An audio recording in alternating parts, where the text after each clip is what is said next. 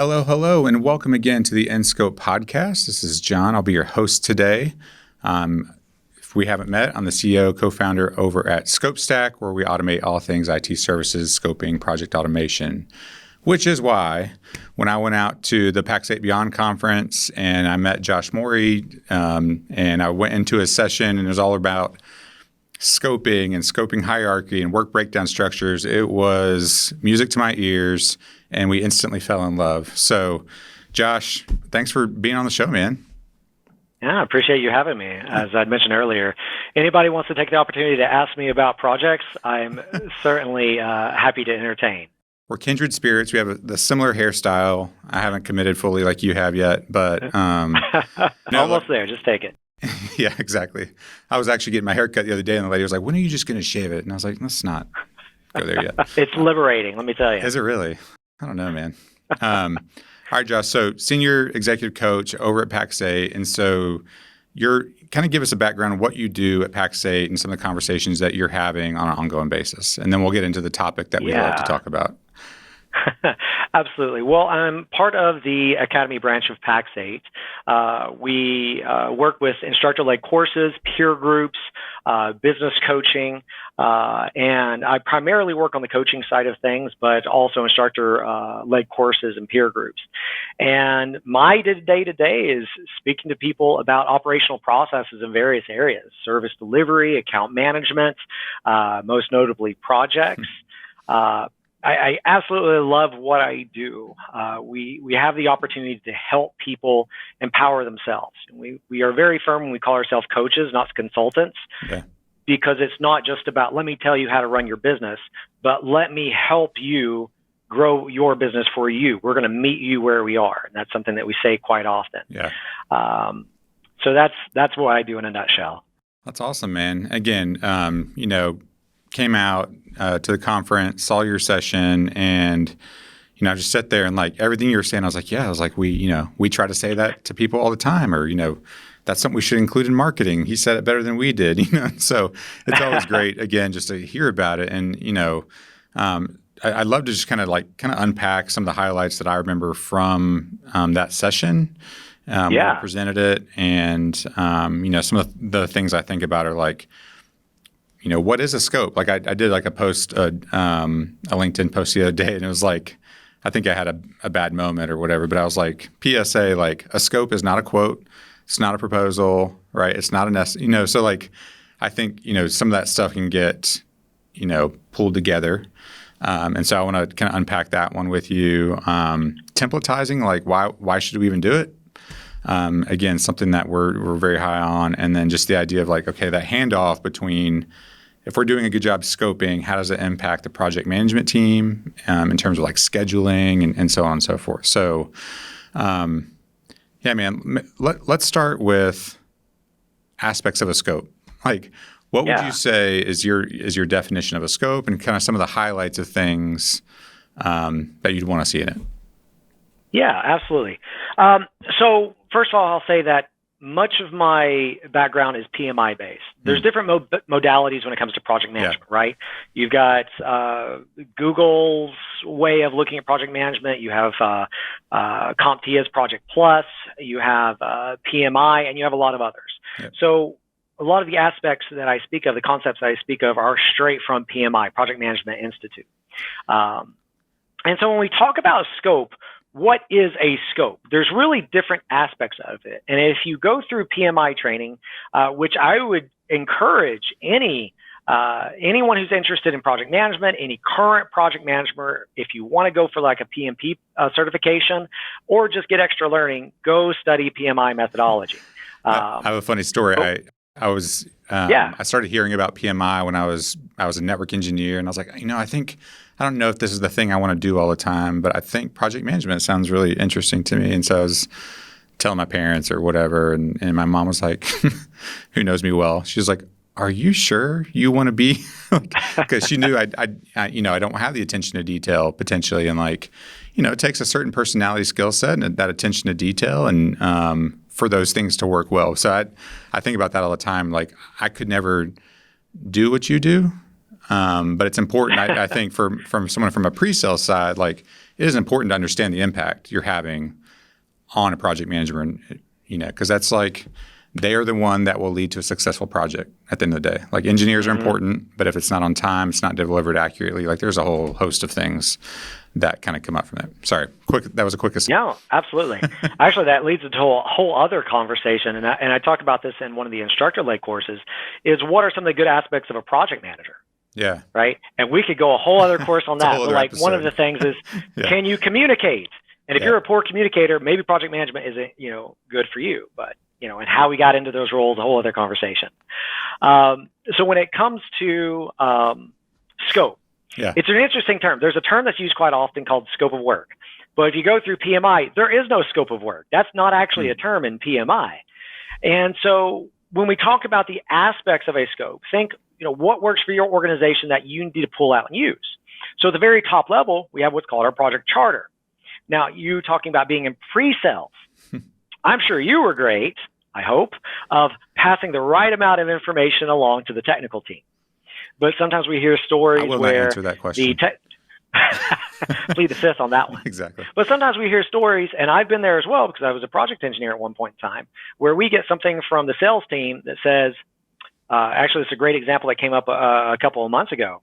We need a network segmentation because the client needs a network segmentation. Wow. Okay. Now, if I put on my technical hat for a moment, if I put on my technical hat for a second, wait a minute. Are we doing that because of some sort of ethical walls in a line of business application? Are we doing this for performance? Are we doing this for some sort of compliancy like PCI, HIPAA, GDPR? I mean, because how you answer that question depends on how I'm going to scope it. Yeah. So that's just an example of what is the information that we are getting from our pre-sales. High level scope, high level objectives. What are we trying to actually get out of this at a top level? Yeah. I love something that Rex, the founder of C-Level, said quite often, and I might paraphrase him here, but the client wants ABC. And there are multiple times where we're going to go to the client and say, hey, client, we understand you want ABC. So I'm going to reiterate that all the way through this to make sure that we don't get to the end of the project and we say, hey, client, here's XYZ. Well, that's not what we wanted. Yeah. Oh, I'm sorry. No, I think, and that was, prior to starting ScopeStack and again, still in the pre-sales world, like we were making the shift in towards it's not so much about the technical solution as it is about the business outcome that the client wants, right? Like, what are you trying to achieve in the business? And so absolutely understanding that is super key, I would imagine. Yeah. And what's often called a project charter, it can have different names, and this is usually the top level. Now, PMI will even tell you there's not one perfect project charter. It partially depends on the paradigm you're in, who's wearing what hats in your organization, the clientele you work with. What's most important is you do it deliberately and consistently and customize it to your organization, whatever that looks like. But the top-down information. Then we move through various inputs, which we can spend a lot of time on, into creating a scope statement. Now, I sometimes say a scope statement may or may not be necessary for your organization. Think of this as the written scope. Like, okay, now I know what my objectives are. Here are I'm going to write down my deliverables. I'm going to write down my in-scope and out-of-scope activities, my exclusions, whatever else. Yeah. But this is more the written version of the scope. And while this is quite advantageous to have, it's not quite as detailed as getting into the work breakdown structure, which I'm going to quote PMI here, the WBS is foundational to what we do and what we need. Okay, so I have a question for you, and maybe this is a chicken and egg thing, I don't know. But which one comes first, the work breakdown or the written language, in your opinion? Or can they come at the same time? Chicken, egg. They can come at the same time. So if we go by PMI, it's a breakdown, right? Yeah. We have the project charter, we have the scope statement, and then you break it down even further to work breakdown structure. And that's where we really get the amount of hours. The work breakdown structure is utilizing what's called bottom-up estimating, a straight PMI term. Now, there's different types of estimating in PMI. And if we look at the exact opposite of bottom-up estimating, we have what we call top-down. And I mention it because I tell people, don't do it. How many people have you ever come across like, we need to migrate this server, and I think it's going to cost 30 hours or take 30 hours. Well, how'd you get that number? Well, I'm a professional. I know exactly. And it's going to take 30 hours. Yeah. Well, that's, I mean, honestly, like, you know, unfortunately, actually, not even honestly, like that's what you see from growing organizations, or it's, you know, the engineer left a large MSP or a large VAR, started their own, and because they have experience doing that work, like not taking the time to standardize, and I'm not intending to create a segue necessarily, but like it just happened.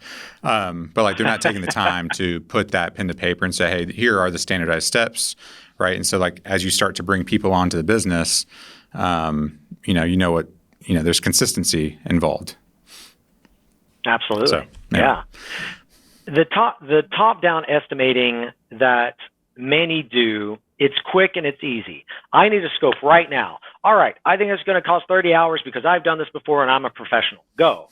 But time has shown us over and over and over again, when you do that type of estimating, it's usually wrong. Yeah.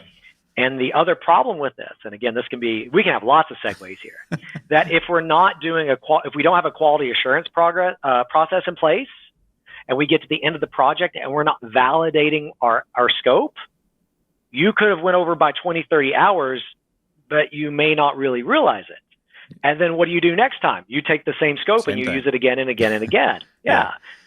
And that's really hard, right? Like, you know, and I think that does go to templatizing. It's really hard to do any sort of baseline, or it's hard to do any sort of, this is what we scoped, this was actual, is bring that back and do it until you have some sort of like consistent structure. Because, you know, if you said, yeah, we installed a router, and another project we installed a router, and one's 8 hours, one's 4 hours, like, well, what did you do? Like, what were some of the steps involved there? If it's not the same thing, then how do you know that you're even in the right? Are we talking apples and oranges, or just what are we talking about? You know?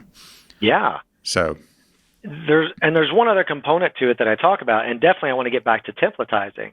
But, you know, we have our project charter, we have our scope statement, we have our work breakdown structure, and all of this is usually compiled into a statement of work. And usually the statement of work is what the client sees.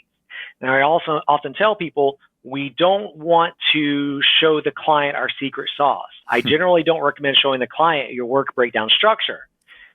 2 reasons. One, then they start negotiating with you. Well, do we really need 2 hours here? Do we really need that 4 hours there? And we're not open for that. Yeah.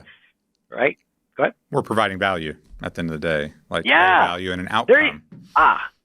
That's a great way to put it. We're providing an outcome. Yeah. But also, we're not giving someone our secret sauce to go show our competitor either. Exactly. Right? Yeah, you're right.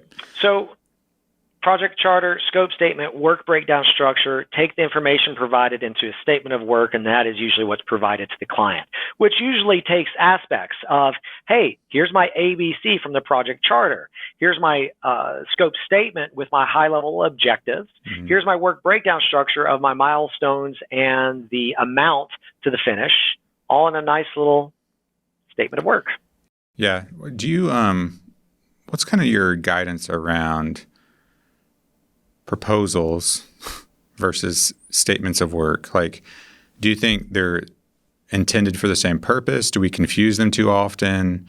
Is a statement of work much more like black and white versus a lot of pictures? Like, just where do you land on that kind of spectrum? A statement of work versus a proposal? Yeah. Like, do you call them the same thing, or are we trying to achieve the same objective? I would say they're the same thing. Okay. Now, I know that some others may not necessarily agree with that, because if you ask 20 people what a statement of work is, you're probably going to get 10 different definitions of it, right? I would say what's most important is that the organization, your MSP, you define what the statement of work is. You define what proposal is. And as long as you're doing that consistently and deliberately every time, in actuality, you're doing it right. Yeah, that's a fair answer. But generally, I call a statement of work and a proposal the same thing. Yeah. All right. So you mentioned templatizing. Like, we often hear, because, you know, that's a big component of ScopeStack, and we get a lot of pushback on, hey, you know, I'm worried this is going to take too much time. But like, I would say that the end result of that investment of time is way better than if you didn't do it. So absolutely. How do you address templatizing? And are we talking just the work breakdown, just scope language, all the above? How far do you go down the templatizing rabbit trail? In a perfect world, you've templatized You could even, in a perfect world, on projects that you do repeatedly, you can templatize your project charter, your scope statement, and your work breakdown structure. Now, of course, they would vary based off client environment, Sure. Yeah. but right, it's the starting point. So you mentioned something earlier. People say, oh, it's going to take too long. And to that, I say, take the time to do it right, or take the time to do it again. Right? You can spend an extra 2-3 hours on the front end scoping it, or you can spend an extra 40 hours on the back end of what you didn't account for. I just don't think people, they're templatizing is not just a thing pre-sales should do or engineering should do. Like it truly affects the sales organization, because now you know what you can sell. It affects pre-sales because now I can return this, back to the client faster, the statement of work. It affects engineering because they're not worried about what Timmy scoped this time that they're going to have to be on the hook for, right, when they're on the client site. Yeah. So it affects all areas of the organization if you do it right. And You're absolutely right. And everyone should be involved in it, in my opinion. I certainly agree with that. And it sets the entire company up for success. An analogy I often give is, let's say I've got Sue, Sally, and Sam. We're going to give them a blank sheet of paper, and I'm going to say, hey, I need you three to scope a server migration start to finish. What's the chances that all three of them are going to give you the same work breakdown structure, the same amount of hours? Probably not. Yeah, not going to happen. Now here's what's even more fun.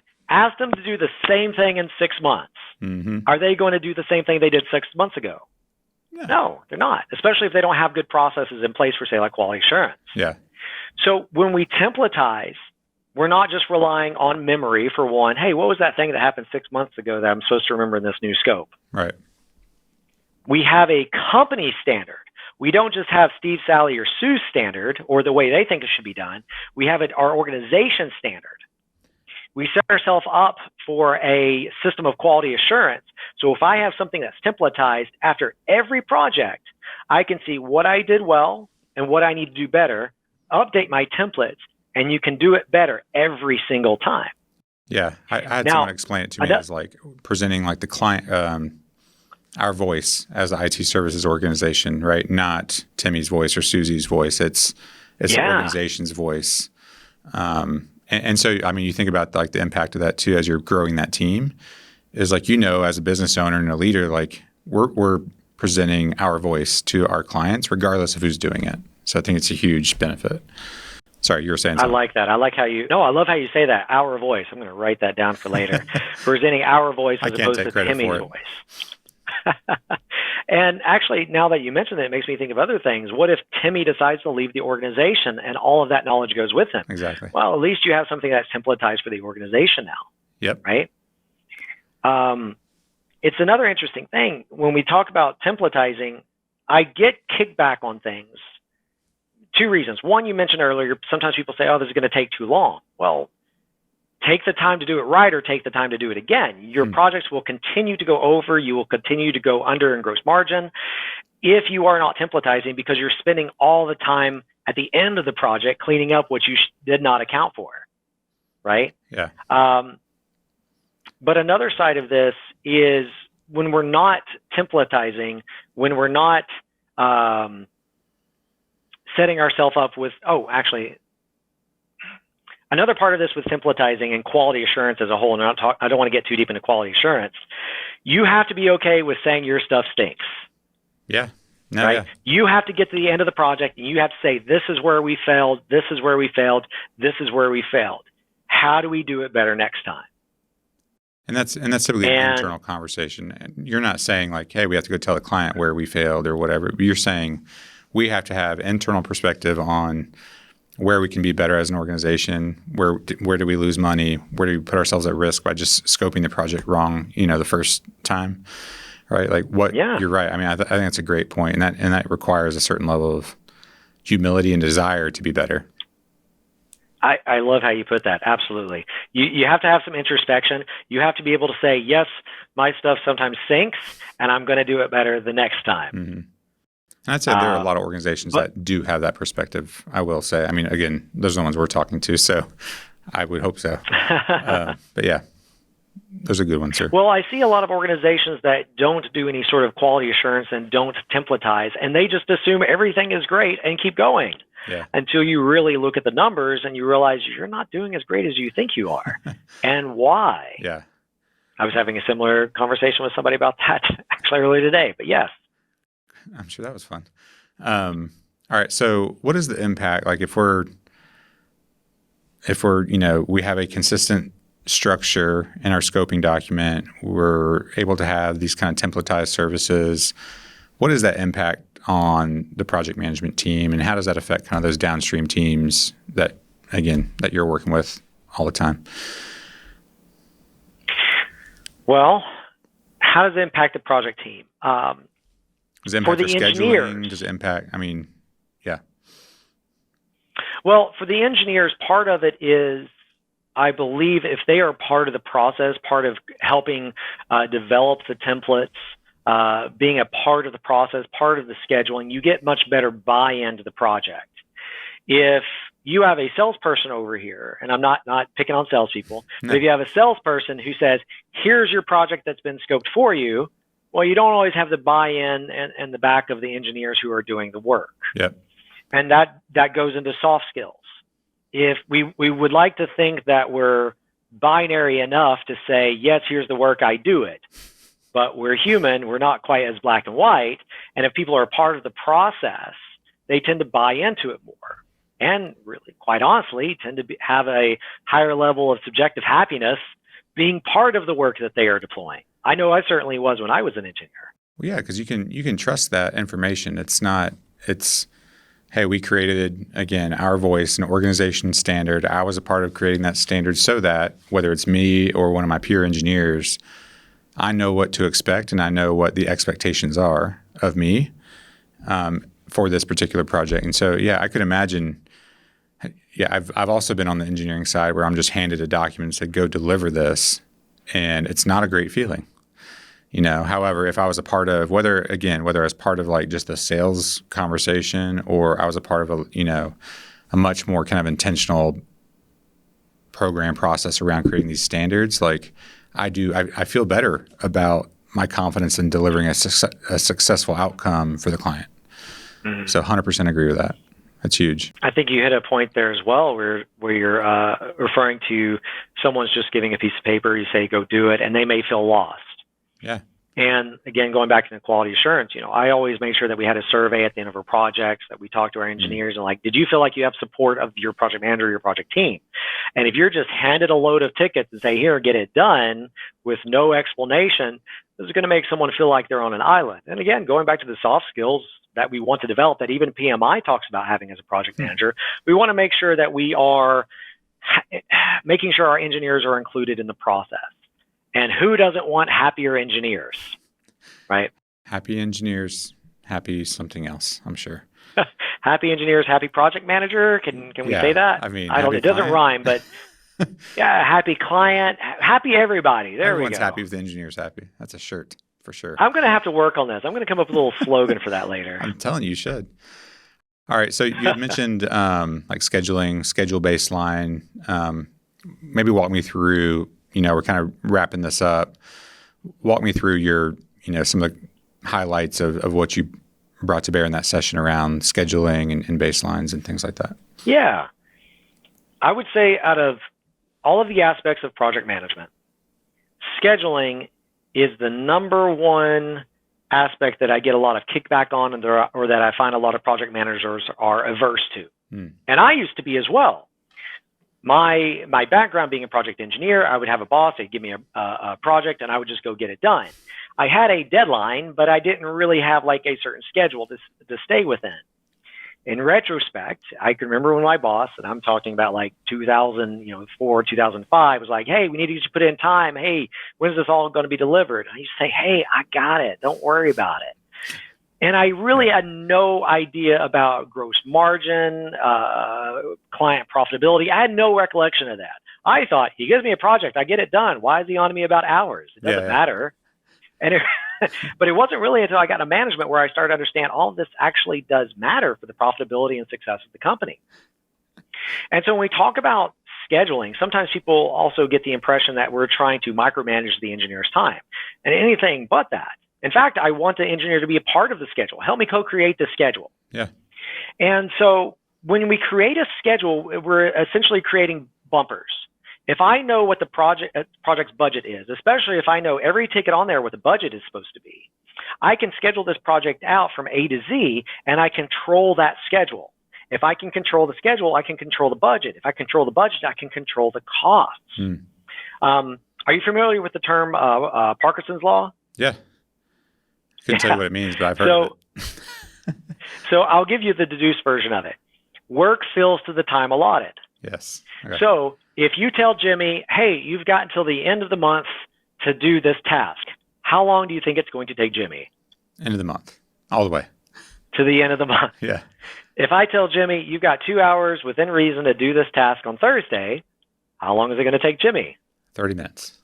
Well, hopefully, well, maybe, right? Yeah. But hopefully he's allocated that time. Now we're giving you an expectation. Yep.